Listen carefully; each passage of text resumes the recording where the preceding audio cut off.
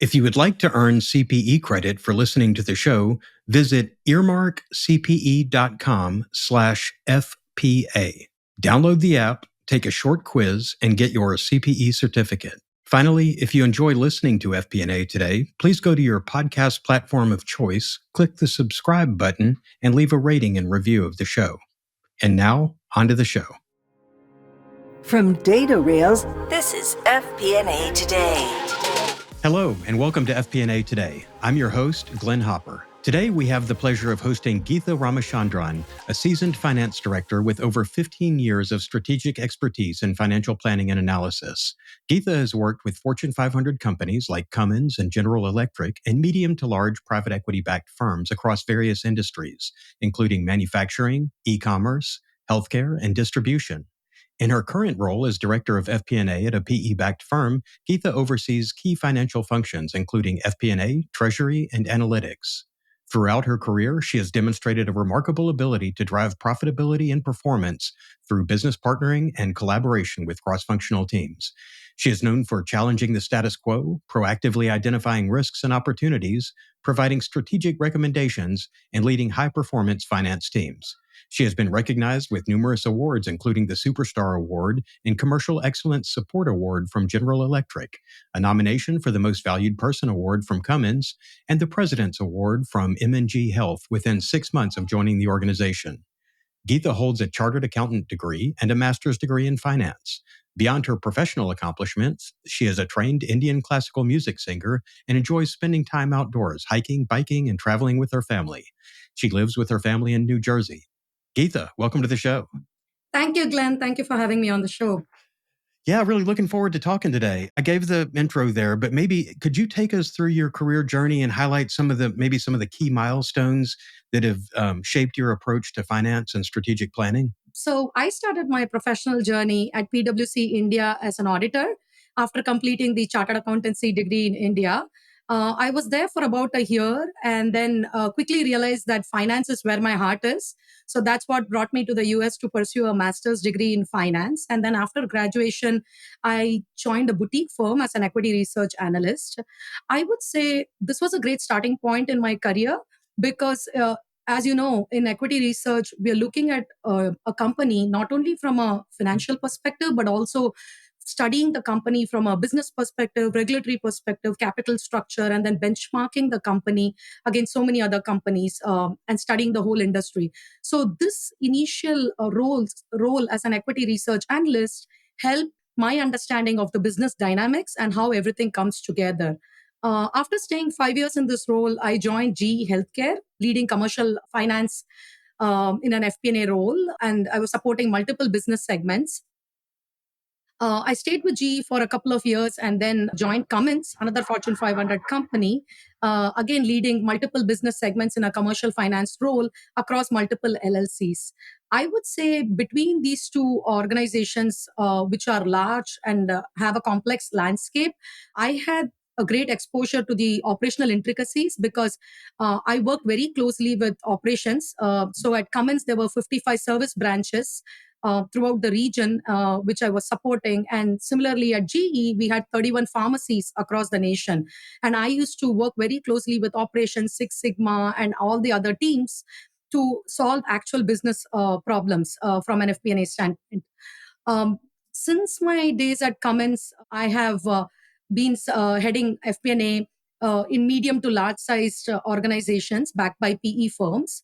And again, in addition to the traditional FP&A role, I have taken on a wide gamut of responsibilities to support strategic planning, be it pricing strategy or establishing KPIs for different departments, heading analytics and trying to automate a lot of reports, helping with ERP implementation and more. The one thing I would say, that is common thread across all of these is that I strongly believe FP&A is the co-pilot or the co-captain who works very closely with the business unit heads and has the joint responsibility for steering the organizational ship. I love that point. I want to delve into that a little more, but actually, you and I were talking before the show, and I don't think I realized that the chartered management accountant in India, that is, so, we have the CPA and CFA exams here, but we were talking about it. It's a very complex exam. Could you tell me a little bit about that? Because I think for our U.S. audience and for maybe outside of India, that like we may not, a lot of people may not realize how much goes into that. In the CPA degree or the exam that we have in the US, we typically have 4 papers, right? In India, we accomplished the chartered accountancy degree over a period of 3 years. And we have level 1, level 2, and level 3. And it gets more intense as we go to level 3. And it covers everything from cost management to financial planning to hardcore accountancy, risk management, auditing, taxation, and more. And the interesting thing is, in order to successfully pass the exam, you have to also complete a 3-year internship program with large organizations, typically like PwC or KPMG, and go through those rotations so that you have exposure to the different areas. So you get both the practical experience and the theoretical experience. And another fun fact I would tell you is that the passing rate is less than 10%. So, Wow. so many people apply for it, and it's considered one of the hardest exams in India. Wow. And that's, I think that's such a great approach. And actually the pass rate alone to get through it, I think that is one of the best signals that you're ready for an advanced role in FPA that could be out there by having that. And I think about, I came up through hardcore FP&A finance, and I thought, I thought for a while about doing the CFA exam, but I thought, yeah, but I'm mostly in corporate finance now, and I already had an MBA, and then I went and got a master's in finance, which is fine and helpful. But I always felt like the accounting part of the job was something that I had to learn on the go, and I was not an expert. I was a finance guy, not an accounting person. But to be able to combine those at an early stage in your career, that gives you the full rounded picture of, not just the reporting, but also the forecasting and all that. So that was very interesting. And that was a fact I didn't know before we talked. So I thought it'd be great to share that with our audience who may not have known the detail there. You talked a little bit about what drew you to the field of finance, but, going through the hard work to get where you were when you started your career, and now being more seasoned in your career, how has your passion changed over the years and sort of as you've applied and worked in different areas? Like I mentioned, I started in accounting, after graduation with the master's degree in finance. Between equity research and FP&A, I was involved in a lot of analytical work and hardcore modeling. Accounting really has helped me have that solid foundation. And I think it's a key to do your job well from an FP&A standpoint as well. But over the years, I have completely learned that FP&A is all about moving the needle and making that change. You have the power to influence business decisions. I would say, for example, that has been my focus, and that's why between GE Healthcare and Cummins, for example, some of my key milestones has been shrinking the number of days of closing from 8 days to 4 days, so that we can spend more time on value-added activities. That's one example. But there are many more. Like I have been instrumental in turning around branches which were experiencing a negative operating margin at Cummins, looking at them in a detailed fashion and collaborating and partnering with the different teams to actually steer the ship again in the right direction. It's all about how you can add value to the business as an FP&A person. The analytical models and the accounting foundation is a great starting point, but that's, after completing those, the real work begins.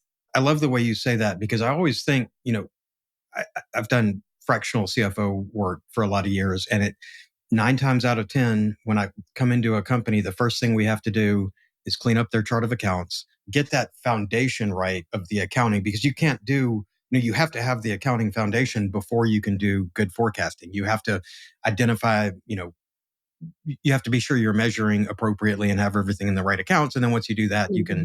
you can build from that. So I definitely see that. But I think that what we're seeing, and the role has evolved over the years so that now you're not just looking in the rearview mirrors. I mean, it's beyond table stakes. It's the very basic is you have to have the accounting set up. But now where we're adding value to the business is being able to take that data and do analytics on it and do forecasts and drive it forward. And I think that's how the role has evolved since the Stone Ages when I first started in it. But And now I think I'm seeing more and more in FP&A, it's not just about financial metrics, it's about, sort of company-wide metrics and what you're measuring. So thinking about where you are now, so you're at a kind of a mid-sized PE-backed firm right Right. now. And are you, with your KPIs and metrics, I know you're primarily looking at financial, but do you own other metrics kind of across the company too? Or, what are you looking at? And how do you use those metrics to, as you said, to kind of help drive the financial performance of the company? So, financial metrics is just one piece of the puzzle, right? I have established KPIs in my current organization as well as my past organizations for almost every single department. And before we delve into the specifics, I just want to mention two or three important points related to KPI for the listeners. One thing is that, before we start establishing KPIs for different departments, it's very important to align those KPIs with the strategic goals of the organization. We should know where, the C suite and the board members want to take the organization, and then align these KPIs to their vision. So that's one thing.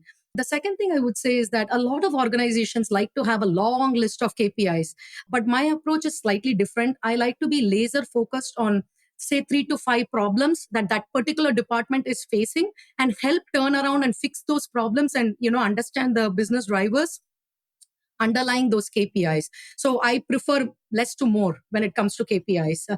And then the third thing I would say is, again, based on my past experience, there have been a lot of times you establish these KPIs, and then halfway through the year, you, because you haven't gotten the team's buy-in, or because everybody is not agreed on the methodology, the definition, and all the other things that goes into it, people just use that as an excuse to walk away from the KPIs.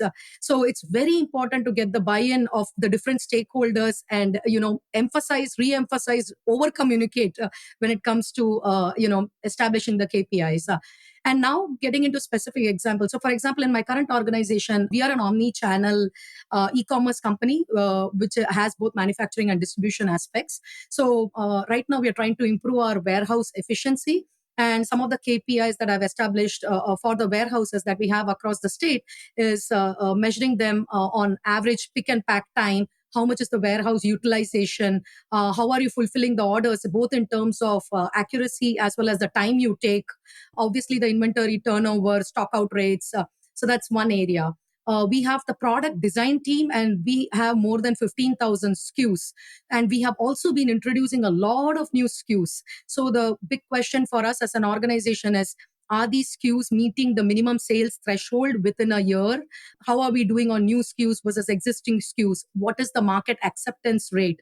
How are we doing in terms of design to production rate?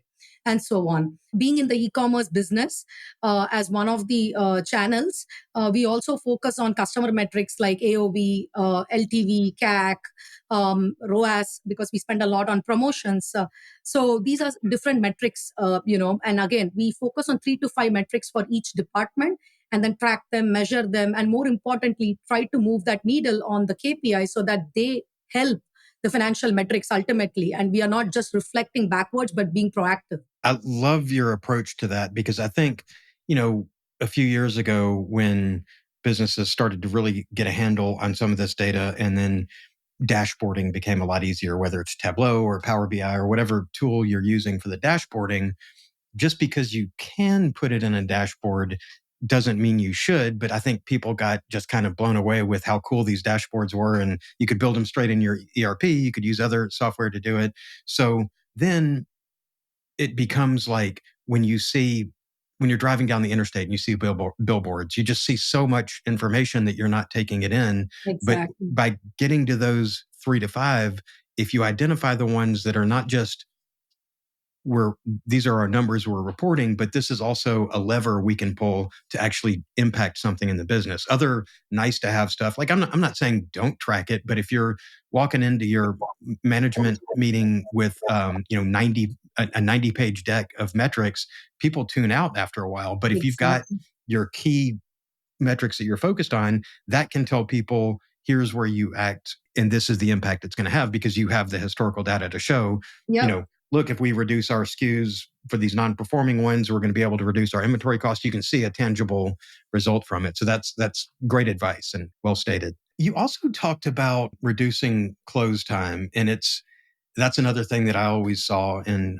coming into a client. Like, it seems like I'd always show up at a client and it was a typical 30-day close. And I thought, and this is, SMB space. So a 30-day close, it's like, well, that is almost worthless. If you're not getting your financials until 30 days after the month ends, you're just getting a report card and there's nothing you can do on it at that point. So the importance now really is more towards that super fast close, which increases the pressure on when you have to have everything in. And I know there's tools out there that are supposed to accelerate close and all that. Talk about I guess a two-part question here.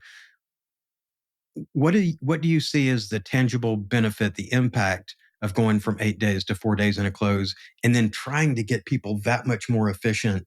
What were some of the challenges you faced when you were working on reducing that close timeline? So I would say that when I walked into the FP&A role at GE Healthcare and I saw that, the close was 8 days, my approach to things is usually I don't take things just on face value or just because someone has been doing something a particular way.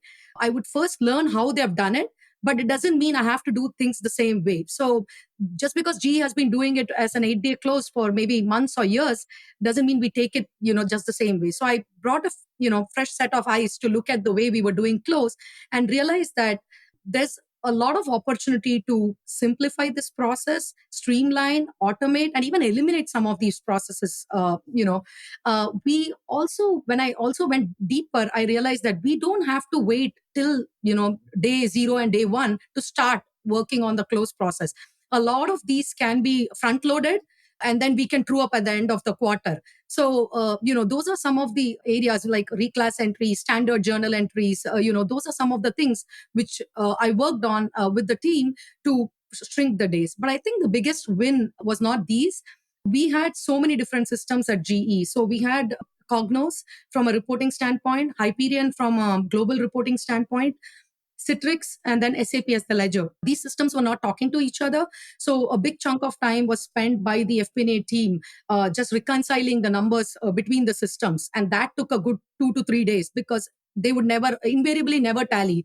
At the product level, if you have to match the price, the volume, as an example, then they would spend hours, looking at the discrepancies, deep diving, trying to match it and going to different departments to get all of that squared away. So I created a business case listing all the implications of spending this long hours, how much time we are losing from, reporting upwards, and the lost value, the man hours lost, all of that.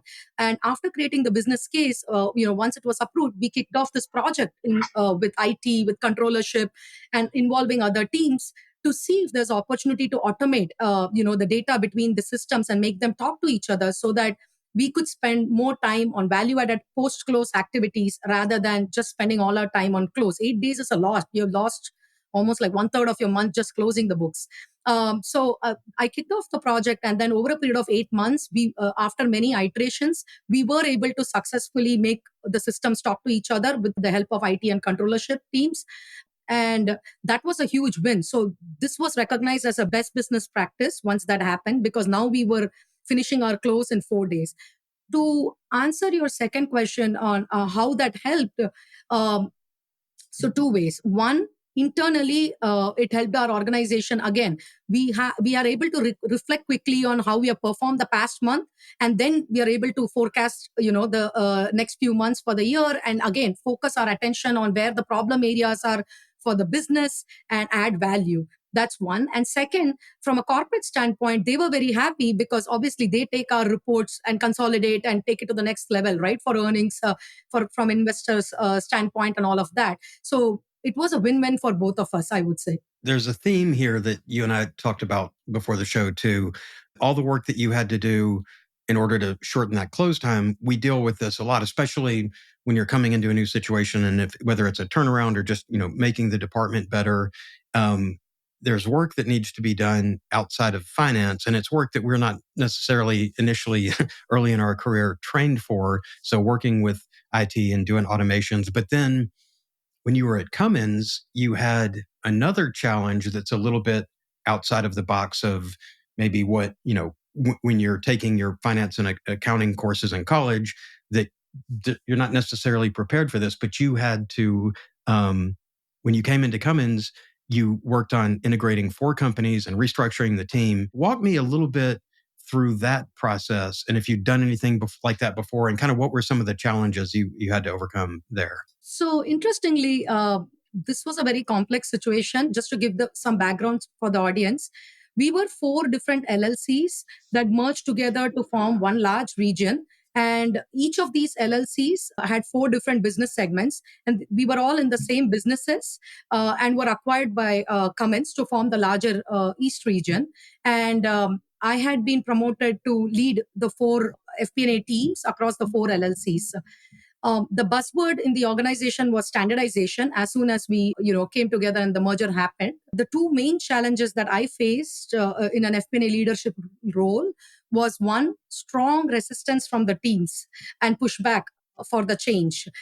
The processes were easy to deal with. The people were the hardest part for me to deal with in terms of change management. And the second thing I would say that, given the merger situation, and also to add fuel to the fire, the 4 LLCs and the teams were geographically at different locations. So the morale was really low, and there was a lot of uncertainty on what's going to happen next, whether we're going to lose our jobs, who's going to get which piece of the puzzle, all of that. The way I would tackle the situation was, first thing I did was to spend time with each of the FP&A teams and establish that strong relationship. So start having both face-to-face interactions by meeting them offsite, as well as a lot of virtual meetings where we would spend time just talking about their best business practices. I would spend the time to learn about their strength, their weaknesses, what has worked for them, and getting to even know them personally. So all of that, started slowly help me in building those blocks. The second thing I would say is that post merger, in order to achieve that organizational goal of standardization, I had a vision that each LLC should no longer be responsible for just FP&A for their LLC. But the way I wanted to reorganize the team was that each FP&A team will be responsible for one business unit across the 4 LLCs. So that made sense. But it was very important for me to get the buy-in of the FP&A teams. And so to have a stake in the ground and increase the accountability, I let them come together, brainstorm, and decide on which business units they want to own. So that way, they feel they have, a voice at the table. They can decide amongst themselves which business unit they wanted to own. That worked very well. They went back and forth and finally decided on the business units. And then over the next 6 to 8 months, there was a lot of interaction between the 4 teams because they had to understand the nuances and how things were done differently in other LLCs, how we can map all of them in one way, how we can do budgeting forecasting in one way, what's different between LLC A versus B versus C, and so on. The third thing I would say that this was not the only changes that was happening within the organization. Our reporting format had changed. We had new BI tools introduced. So I took the lead in some of those areas, created working files, led the team, went through a lot of training with them to bring them all on the same page and help us move from point A to point B in the roadmap. And the last issue, which was low morale, I worked a lot on building team bonding exercises, bringing the team to offsite meetings so that we could have lunches together, spend time together, getting to know each other, at least over the next 6 to 8 months. I would say, the process was smoothened at the end of 8 months. It was initially hard, but all of this really helped our team. And then the fact that each team now owned one business unit helped them again focus in that area over the next 2 years. And they all became strong business partners supporting the VP operations for their businesses. And we as a team became a high performing team. I guess the theme here to me is, I think about in your career the stuff you've done, and I think those of us who've been doing FP&A for a while encounter stuff like this, where what you had to do there with restructuring the teams, that's not intuitive information. You have to have, sort of a strategic mindset around it. And I think about a lot of us when we go into finance and accounting, like if I wanted to go into management consulting and look at these kind of restructurings, I would have focused my career on that, and that would be what I do. But it's almost you have to still do all the FP&A tasks, but at the same time, you're restructuring this team, you're working with IT for automations, you're rolling out new tools and everything. So it's, again, this is when you get to the real world, you study one thing, but then you have to actually go and be a manager and do these things. And I know, some people come up through the MBA ranks and maybe they've taken some courses on it, but even then, that's not your focus every day. So thinking about these additional challenges, whether it's working with IT and restructuring and building the teams and dealing with change management. And I think about the kind of personalities who go into finance and accounting.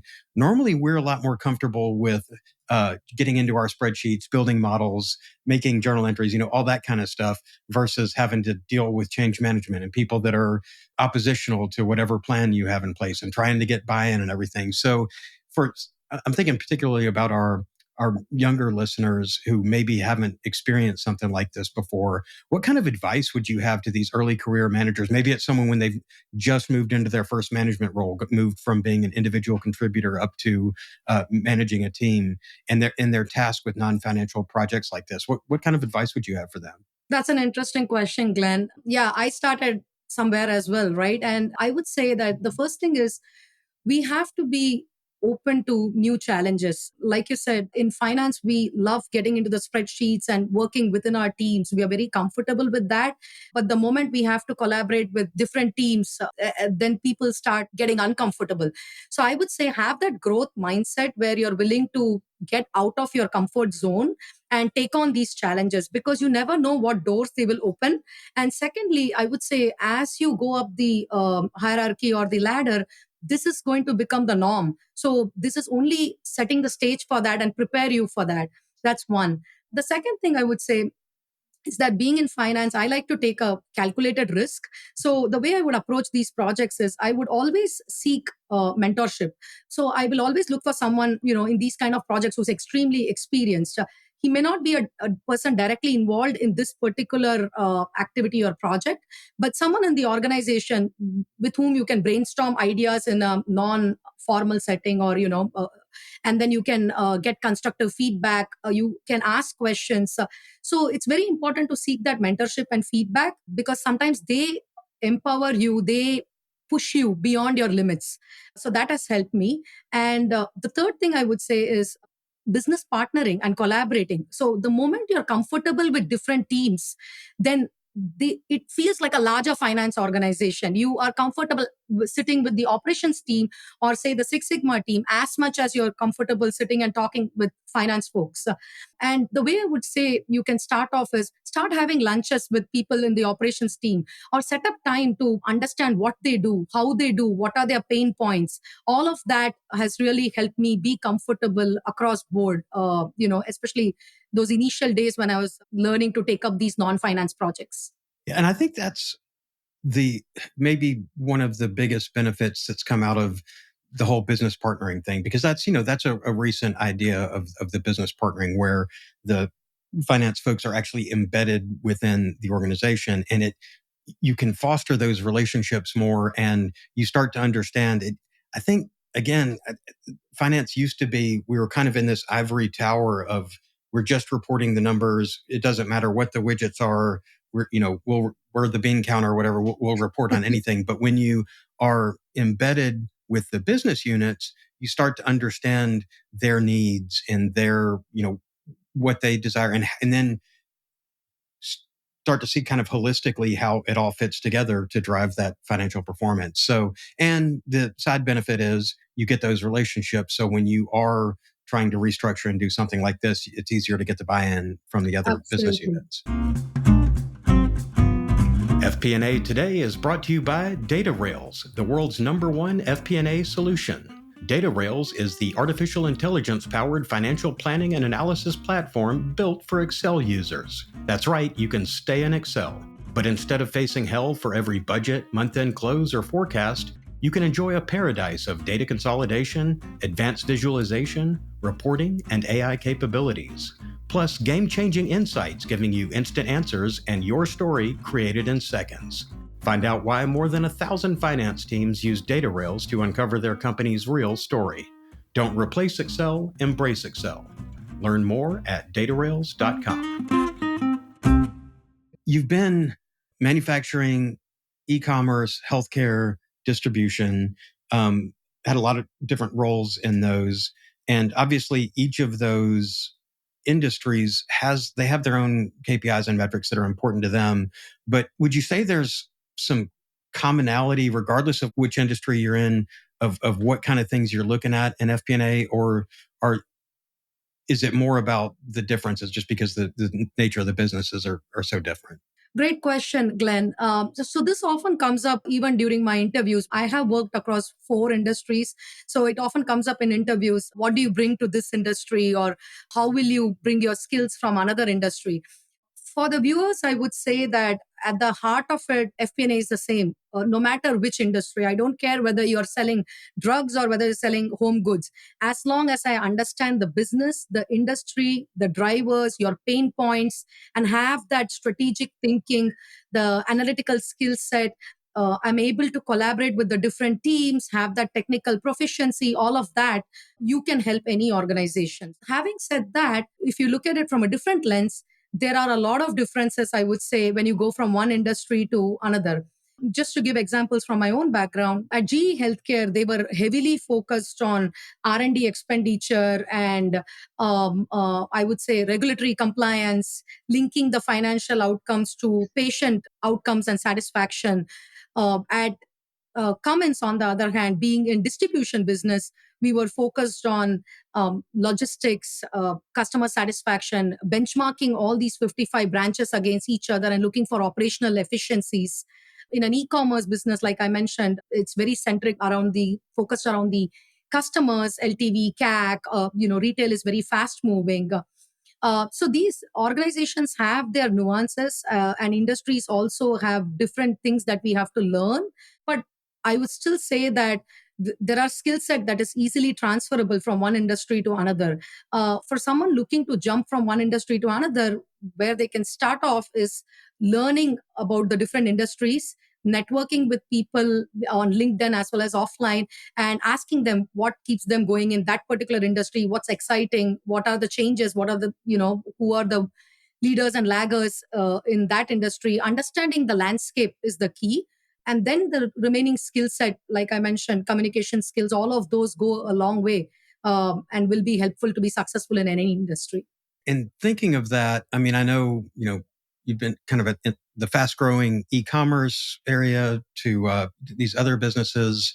I want to talk briefly about doing FP&A in a company that's growing as fast as when you were at SimpleTire.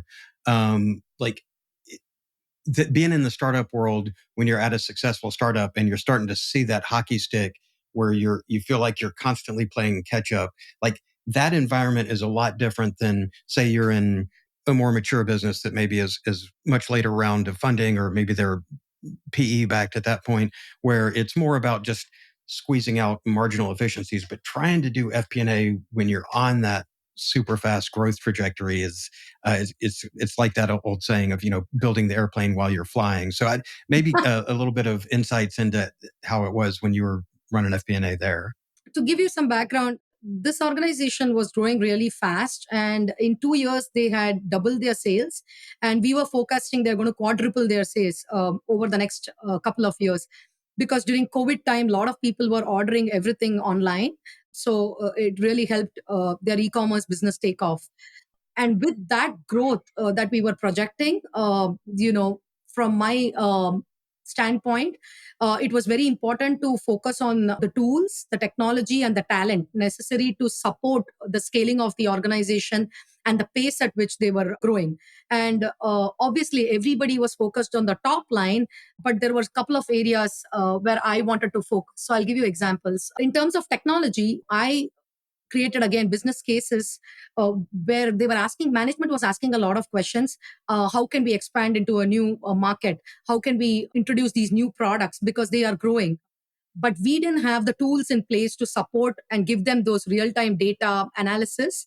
So I started investing in tools. And once we put both of these tools in place, it was a game changer for us because we were able to get real time data that enabled us to then optimize our decisions, be it shipping, optimizing our shipping strategy, our rebates, collecting rebates from manufacturers and dealers by being on top of our game after collecting the real time data and doing analysis on it. So cash forecasting is obviously the key for these organizations, and maintaining that liquidity, paying those debt obligations, all of that was very critical for us. And especially with the growth trajectory, it was important for me to have that visibility to cash almost every day so that we would know where we would want to invest the money. Are we doing okay? So the technology and the talent to support the technology was the key. Uh, Another area I would say from a risk standpoint was that, again, the focus was on the top line, but no one was vetting the new customers that were coming to our company. So this increased our risk for, customers not paying us on time, hurting the cash conversion cycle, and some of them even going bankrupt. So I worked on creating a robust credit rating for private companies, internal rating, and then relied on external vendors for credit ratings for public companies. And then my team would periodically review them, and then we would decide whether we have to extend credit or claw back on it, depending on their payment history and financial health. So it was very important to invest in these different areas, as an example, to support the growing organization. The third thing I would say was, obviously, in more mature organizations, we create one budget and we stick to it. But here things were growing so fast that I would be doomed if I just stuck to one base case scenario. So scenario planning was something I had introduced within the organization. And again, we made use of these tools to create those different scenarios. What if we invest here? What if we grow here? All those different scenarios, so that at least we know that we have a bandwidth to play, within that range. And another theme that I see, and you led the show with it, is the kinds of stuff that you're talking about delivering is not just, it's so far beyond just reporting. It goes back to, what are the metrics we're measuring? Where is something where we can actually have an impact? So in what you're talking about there, it's financial planning and analysis, but it's helping see how FP&A is way more than just reporting, that it's actually driving the business, as you said. And I think another area, when you were at Triangle Home Fashions, this is one that seems like it can be, I mean, there's so much cash tied up into inventory, and inventory management is so difficult because it's just the logistics and all the moving pieces and understanding, your min max inventory levels and all that. So Yep. I think that there's such a, if you can get the reporting right on that, you can show a really good return on investment of your time into being able to, keep inventory levels where they need to be and also avoid being choked on it. Could you walk us through what your approach was at Triangle and how you were able to drive the inventory levels and make it more efficient and reduce costs there? So when I joined this organization, they had purchased a lot of inventory during the COVID time. Because again, there was an increased sales to support that. We had purchased a lot of inventory, and we were on the verge of having excess inventory in all our warehouses. From a short-term perspective, what I did was work with my team to create a robust promotion models after factoring various things, be it age stock versus non-age stock, discontinued SKUs versus current SKUs, new SKUs versus existing SKUs, fast-moving, slow-moving inventory, all of those factors. And then we came up with recommendations for where we can give heavy promotions to get rid of some of the slow-moving stock. We also, as an organization, did auction sale and various other things, like bundling the products to get rid of the stock. However, I realized that this is an issue which is something we could even face repeatedly, right, going forward. So the two things that I did was, one, bringing the different teams together, sales, marketing, supply chain, all of them together, so that they are not making decisions in silos. It's very important to communicate the demand forecast on time to supply chain so that they can then decide on how much inventory we need to have, how much we need to stock, all of that. So having that periodic rhythm and then communicating and everybody being on the same page was the key. Another thing that I saw was that all of the analysis that we were doing was in Excel. So across 15,000 SKUs, we are deciding how much optimum inventory to have.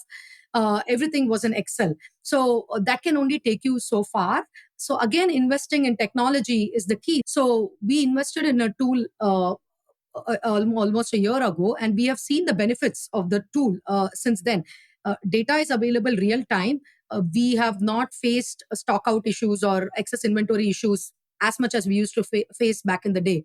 So a combination of these have really helped. And the last thing I would say is building the relationship with suppliers is also something we have been working on, because that is the key to ensure that we are able to get those flexible schedules, delivery schedules. So all of this has really helped us. That's great. That's great. And it's not just reporting, it is having a real impact on the business. So that's great.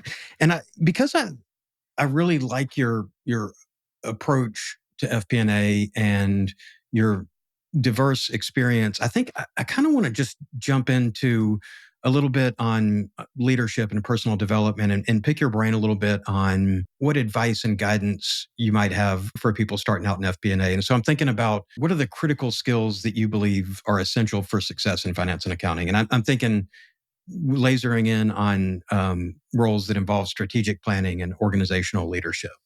I would say that technical skills is a given, and almost everybody starts off having an MBA degree or a CPA degree, or some form and kind of combination of those. But on top of that, I think if I were to focus on a couple of skills, one would be problem solving skills. We have to go with the mindset of not just turning in a report and being like a hamster on the wheel, just churning in reports and giving the budget, giving the forecast, but understand how we can actually solve business problems, work with the different teams, and I would say give your inputs, but also, make things happen. So move the needle, come up with actionable insights when you come up with reports, not just turn in, the financials. So that's one piece. The second thing I would say is that, the thing that I learned over the years is business partnering is extremely important to be successful in FP&A. We have to work with different teams, learn a lot about the business. So business acumen and business partnering go hand in hand. First, you learn about the business, and then you contribute and help the different teams and work very closely with them. You have to be spending more time with the operations team, with the IT team, all those cross functional teams, so that we actually know what's going on in the business and can add value to the business. And then apart from this, there's a whole lot of skill set that we need, like negotiation skills, leadership skills, agility, adaptability, being technologically proficient given the number of tools we have at our disposal. So yeah, the whole gamut of soft skills along with the hard skills. Yeah, and it's a lot, but again, I love your approach to it, and I'm thinking to move beyond just your basic finance and accounting and reporting and all that, like getting that mindset early. And I don't know, what your approach has been or how you sort of got yourself on this trajectory. If you look back, is there someone in your career that maybe was influenced you early on, or it could even be, it could be a mentor or a book or an experience you had that really kind of opened your eyes to the path forward in FP&A? Actually, my interest in finance and business stories goes a long way back. My father was an avid follower of the stock market and used to read newspapers a lot, spent a lot of time reading newspapers, watch the television, and we used to even discuss, some of the business stories, break it down, and he used to explain the financial jargons to me. So that sparked my curiosity. I was always interested in knowing how different organizations work, what does borrowing mean, what does lending mean, and all that. That is long back. And then later on, once I got into equity research and FP&A, I was always fascinated by how different companies operate. What is it that differentiates great companies from good companies?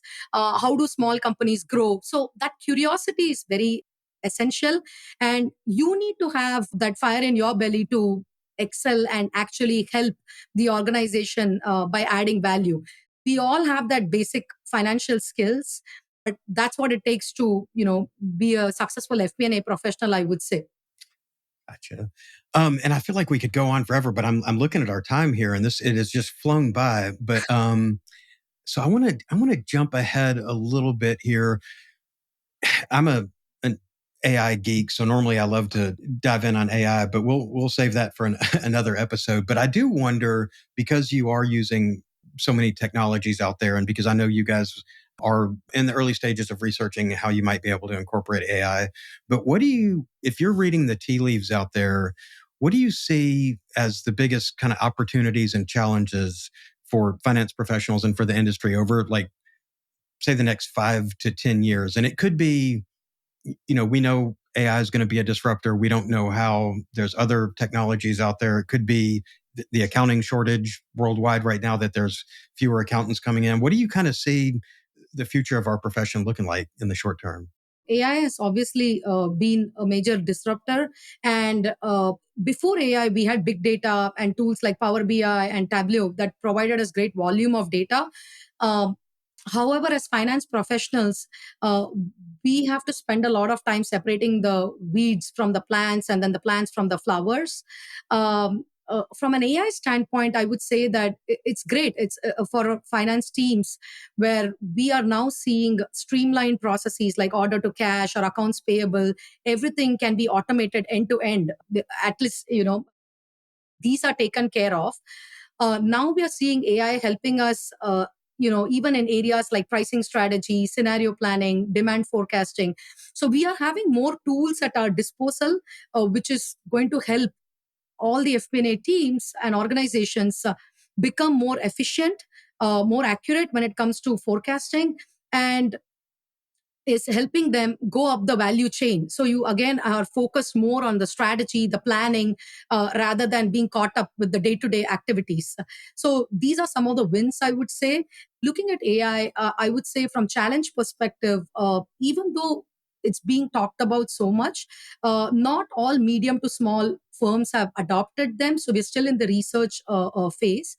Change management, again, introduction of a new tool like AI, upskilling to learn how to understand these tools is the key. Those are some of the challenges. And in addition to those, cost is another big challenge. Data security and governance these are some of the areas I see as challenges, at least in the initial few years until it is widely adopted by many organizations.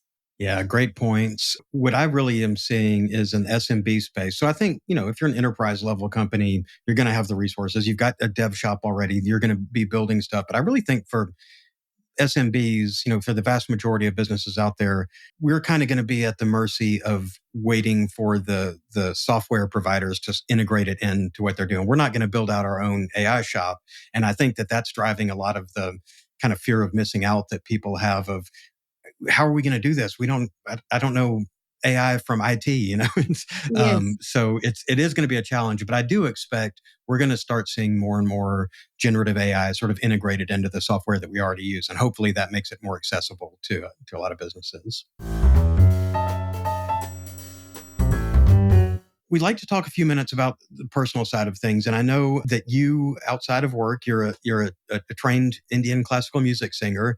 And I know that you're really big on outdoor activities.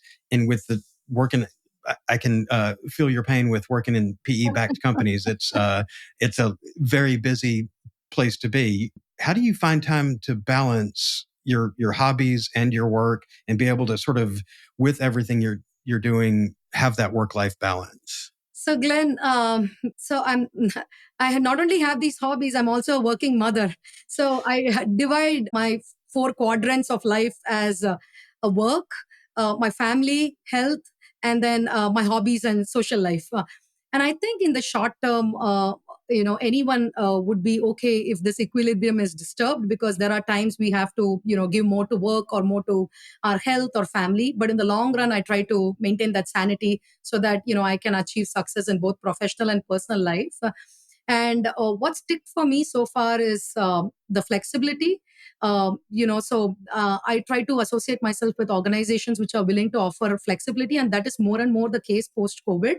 So there are often times where I would step out at 4 o'clock and would not be available till 8, but I will jump in from 8 o'clock to 11 o'clock to do whatever is necessary.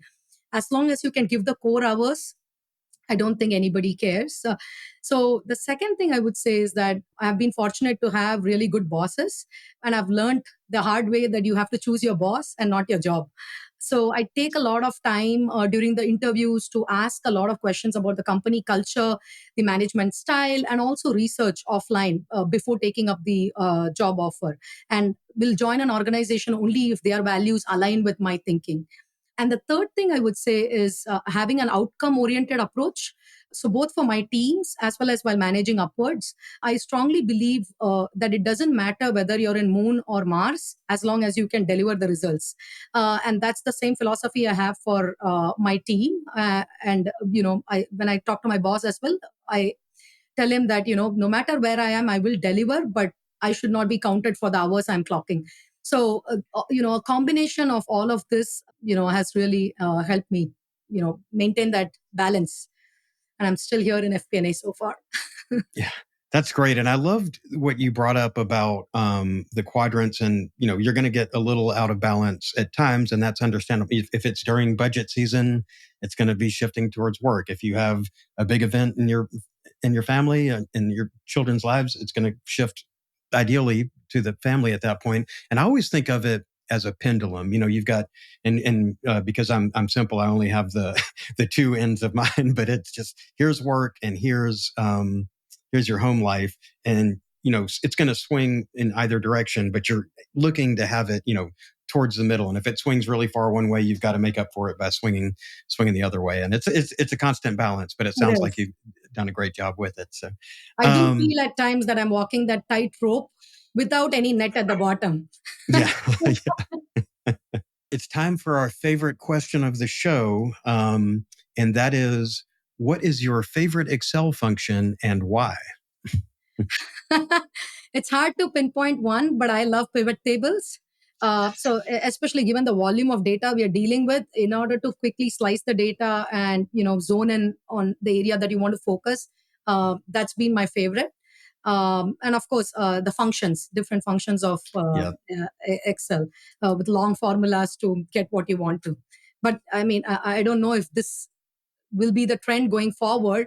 We have so many new tools coming our way, so we might not have to write those long queries and formulas in the future. Yeah, very curious to see. Copilot and Excel is supposed to be just around the corner. It'll be interesting to see what happens there. And then, but to your earlier point, if you're spending less time writing those long formulas and building these models, then you can spend more time actually adding the value. So I see that as fun as, those of us who grew up doing stuff in Excel. Yes. And as much as we love to show off our really cool models with our slicers and whatever else we put in them, it's going to be great when we can actually focus more on the outcomes rather than the method that we had to do to get there. So great points. Finally, how can our listeners connect with you and learn more about the work that you do? I'm active on LinkedIn, so that's the best way to reach me, and would love to connect with the listeners and the viewers. And I have my email address on my LinkedIn page as well. If somebody wants to shoot me a note, always happy to help and exchange any ideas on FP&A. Okay, well, that wraps up this week's episode of FP&A Today. And a big thank you to Geetha Ramachandran for joining us and sharing her extensive expertise in FP&A. Geetha, your insights on career progression, industry-specific strategies, and leveraging technology and finance were incredibly valuable. And I want to thank you again for being on the show. Thank you so much, Glenn. It was my pleasure.